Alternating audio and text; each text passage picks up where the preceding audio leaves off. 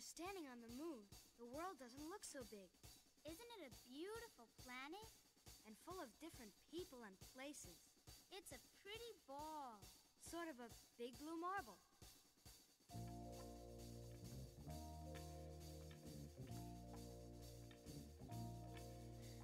And it turns out sea level at the equator is farther away from the center of the Earth than sea level near the poles.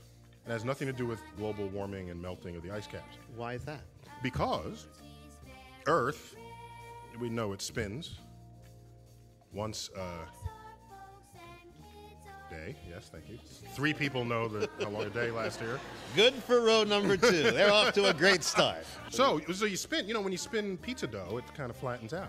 It gets wider in the middle. And so Earth, throughout its life, even when it formed, it was spinning. And it got a little wider at the equator than it does at the poles. So it's not actually a sphere.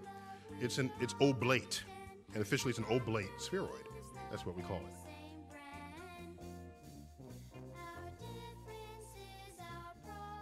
It's oblate. And officially it's an oblate spheroid. That's what we call it. It's oblate. And officially it's an oblate spheroid. That's what we call it. It's oblate. And officially it's an oblate spheroid. That's what we call it.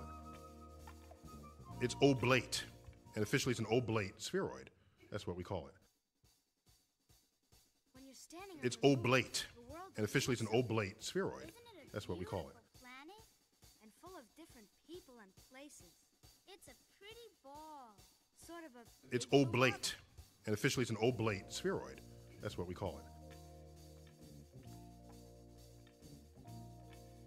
The Earth's a big blue marble when you see it from out there.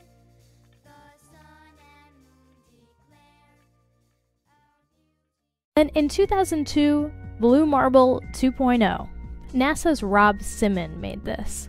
And it had wide appeal too. For example, it ended up as the default background on the iPhone. I didn't even know until I bought an iPhone and turned it on and kind of did a little happy dance.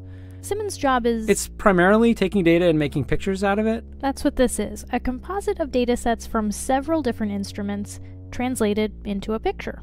To us, the really cool thing was the data set. Up until that point, there was no realistic color map of the globe anywhere. So the land layer here comes from The Moderate Resolution Imaging Spectroradiometer aboard Terra. and the tricky part here was the weather. So we actually had to take clouds out. They stashed the clouds for later, went onto the ocean. That came from an instrument that measures phytoplankton in the sea. Where it was low, I colored it dark blue because they're low mostly in mid-oceans.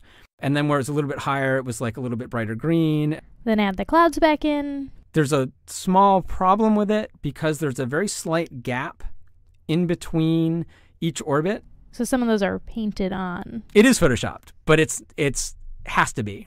Then, There was another layer to sort of simulate the atmosphere. and then there's this little bright spot. It's called the specular highlight. So it's the reflection of sunlight off of water. Those are the pieces, but you can't just slap them all together. It just didn't look realistic. It looks kind of flat, or the clouds are sort of too see-through. So I just hit Command Z a lot. There's artistry to creating the world. What I imagine it to be. Unfortunately, I'm not an astronaut. I've never been to space. But I've looked at these images over and over again, trying to sort of get the essence of it. It is photoshopped, but it's has to be. It is photoshopped, but it's has to be.